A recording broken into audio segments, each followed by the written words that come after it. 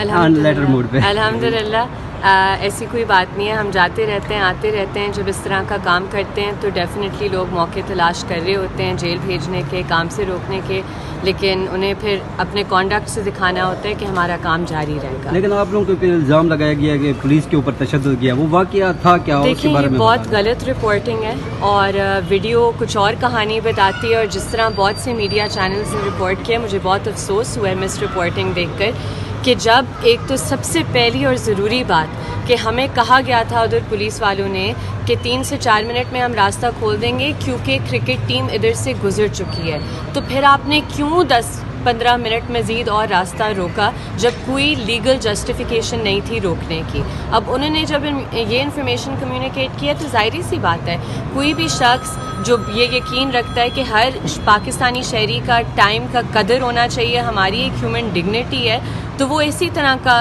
Action لے گا. اور پھر دیکھیں بہت آسان تھا ان کے لیے کہ وہ بیریئر واپس رکھتے جائیں, ان کو کوئی ضرورت نہیں تھی کہ وہ بیریئر اٹھا کر مجھ پر پھینکے. لیکن جب آپ کسی کی بیوی کو ان کے ہسبینڈ کے سامنے اس طرح ماریں گے تو ظاہری سی بات ہے کوئی ریئیکشن آئے گا. ہم لوگوں میں بھی ایک ڈگنیٹی ہے, ہم لوگوں میں بھی اپنے رائٹس کا احساس ہے, تو اس طرح نہیں ہو سکتا کہ آپ بدماشی کریں گے, جب چاہیں انٹرنیٹ بند کر دیں, جب چاہیں روڈ بند کر دیں. آپ نہیں ہوسٹ کر سکتے چیزوں کو تو آپ نہ کریں, لیکن ہم پاکستانی شہری سب سے پہلے آتے ہیں اور ہمارے حقوق سب سے پہلے. جیل میں آپ کے ساتھ کیسے آپ کی FIR آخری وقت تک چھپا کے رکھی, سامنے نہیں لائی گئی؟ بات تو یہی ہے نا کہ آپ نے پرچہ کر کے سیل کیوں کر دیا اور پھر آپ نے دہشت گردی کا پرچہ بنایا. مطلب ہے زیادہ سے زیادہ آپ بنا دیتے مجھ پہ پرچہ کار سرکار میں مداخلت کا. ایک ٹریفک وائلیشن ہوئی ہے, ٹریفک وائلیشن پہ کیا فائن ہوتا مجھے؟ آپ نے میرے 4 دن مجھے جیل میں رکھا ہے اس بات پہ کہ ایک بیریئر ہٹایا ہے. یہ کتنا بڑا مذاق ہے اس قانون کے ساتھ, اور کتنا بڑا مذاق ہے کرمنل لاء کا جو پروسیس ہے اس کے ابیوز کی یہ مثال ہے. تو جیل میں رویہ آپ کے ساتھ کیسا برتاؤ کیا گیا 4 دن؟ دیکھیں جو SHO مصباح تھیں انہوں نے میرے ساتھ پرسنلی بہت زیادہ زیادتی کی. ان کا جو کانڈکٹ تھا وہ بالکل ٹھیک نہیں تھا اور اس کے خلاف الحمدللہ ایسی کوئی بات نہیں ہے. ہم جاتے رہتے ہیں, آتے رہتے ہیں. جب اس طرح کا کام کرتے ہیں تو ڈیفینیٹلی لوگ موقع تلاش کر رہے ہوتے ہیں جیل بھیجنے کے, کام سے روکنے کے, لیکن انہیں پھر اپنے کانڈکٹ سے دکھانا ہوتا ہے کہ ہمارا کام جاری رہے گا. لیکن آپ لوگوں کو الزام لگایا گیا کہ پولیس کے اوپر تشدد کیا, وہ واقعہ تھا کیا؟ دیکھیں یہ بہت غلط رپورٹنگ ہے اور ویڈیو کچھ اور کہانی بتاتی ہے, اور جس طرح بہت سے میڈیا چینلز نے رپورٹ کیا, مجھے بہت افسوس ہوا ہے مس رپورٹنگ دیکھ کر کہ جب ایک تو سب سے پہلی اور ضروری بات کہ ہمیں کہا گیا تھا ادھر پولیس والوں نے کہ 3 سے 4 منٹ میں ہم راستہ کھول دیں گے کیونکہ کرکٹ ٹیم ادھر سے گزر چکی ہے, تو پھر آپ نے کیوں 10-15 منٹ مزید اور راستہ روکا جب کوئی لیگل جسٹیفیکیشن نہیں تھی روکنے کی؟ اب انہوں نے جب یہ انفارمیشن کمیونیکیٹ کیا تو ظاہری سی بات ہے کوئی بھی شخص جو یہ یقین رکھتا ہے کہ ہر پاکستانی شہری کا ٹائم کا قدر ہونا چاہیے, ہماری ایک ہیومن ڈگنیٹی ہے, تو وہ اسی طرح کا ایکشن لے گا. اور پھر دیکھیں بہت آسان تھا ان کے لیے کہ وہ بیریئر واپس رکھتے جائیں, ان کو کوئی ضرورت نہیں تھی کہ وہ بیریئر اٹھا کر مجھ پر پھینکے. لیکن جب آپ کسی کی بیوی کو ان کے ہسبینڈ کے سامنے اس طرح ماریں گے تو ظاہری سی بات ہے کوئی ریئیکشن آئے گا. ہم لوگوں میں بھی ایک ڈگنیٹی ہے, ہم لوگوں میں بھی اپنے رائٹس کا احساس ہے, تو اس طرح نہیں ہو سکتا کہ آپ بدماشی کریں گے, جب چاہیں انٹرنیٹ بند کر دیں, جب چاہیں روڈ بند کر دیں. آپ نہیں ہوسٹ کر سکتے چیزوں کو تو آپ نہ کریں, لیکن ہم پاکستانی شہری سب سے پہلے آتے ہیں اور ہمارے حقوق سب سے پہلے. جیل میں آپ کے ساتھ کیسے آپ کی FIR آخری وقت تک چھپا کے رکھی, سامنے نہیں لائی گئی؟ بات تو یہی ہے نا کہ آپ نے پرچہ کر کے سیل کیوں کر دیا اور پھر آپ نے دہشت گردی کا پرچہ بنایا. مطلب ہے زیادہ سے زیادہ آپ بنا دیتے مجھ پہ پرچہ کار سرکار میں مداخلت کا.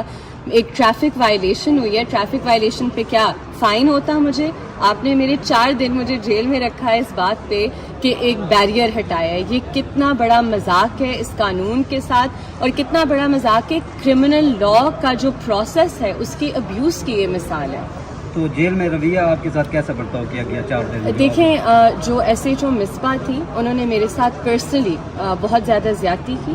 ان کا جو کانڈکٹ تھا وہ بالکل ٹھیک نہیں تھا اور اس کے خلاف میں اپنی لیگل ریمیڈیز اویل کروں گی. اچھا, یہ کہا جا رہا ہے کہ بدتمیزیاں جاری ہیں, تو یہ بدتمیز لڑکی کب تک یہ بدتمیزیاں؟ انشاءاللہ ہماری یہ بدتمیزیاں ہمیشہ تک جاری رہیں گی, جتنی دیر جان ہے اتنی دیر تک یہ جاری رہیں گی. وہ جو کہہ رہے ہیں کہ ہم سبق سکھائیں گے, دیکھیں سبق تو ریاست کو سیکھنا چاہیے کہ اس طرح طرح کے جو ہتھ کنڈے ہیں یہ نہ استعمال کریں, لوگوں کو اس پوائنٹ پر نہ پش کریں, یہ پوائنٹ ہے.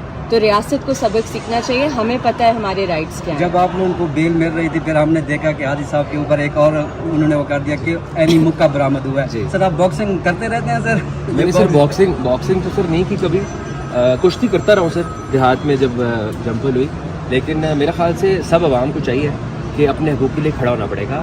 میڈم آسما بھی کہتی تھی مرحوم کہ آپ کے حقوق آپ کو پلیٹ میں نہیں ملیں گے, اس کے لیے, اور ہم تو جس رستے پہ ہیں اس پہ تو یہ پرچے ورچے یہ تو ہوتے رہیں گے, لیکن آئی تھنک سب کو چاہیے اپنے حقوق مانگیں, چھینیں اپنے حقوق, اور اس کے لیے ہاتھ پاؤں چلانے پڑیں گے تو چلیں گے ہاتھ پاؤں. یہ جو آگے مشکلات ہیں فیس کرنے کے لیے آپ تیار ہیں؟ بالکل.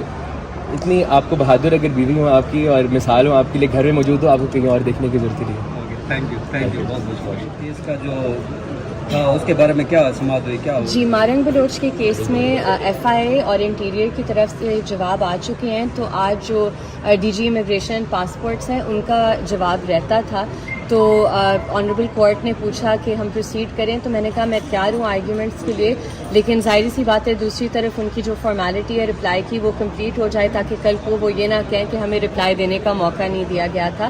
تو اب 3 دن کے اندر انہوں نے رپلائی جمع کرانی ہے, اور اس کے بعد یہ کیس ہیئرنگ کے لیے ریلسٹ ان کو ہوگا. روکا پہلے کیا تھا, یہ نام بعد میں ان کے اس میں ڈالے گئے تھے. دیکھیں, انٹرسٹنگ بات یہ ہے کہ جو جواب انہوں نے سبمٹ کیا, میں زیادہ اس پہ جو لیگل آرگیومنٹس ہیں وہ میں کورٹ میں کروں گی, لیکن سب سے ضروری بات یہ ہے کہ 7 اکتوبر کو انہوں نے جناح انٹرنیشنل ایئرپورٹ سے فلائی کرنا تھا.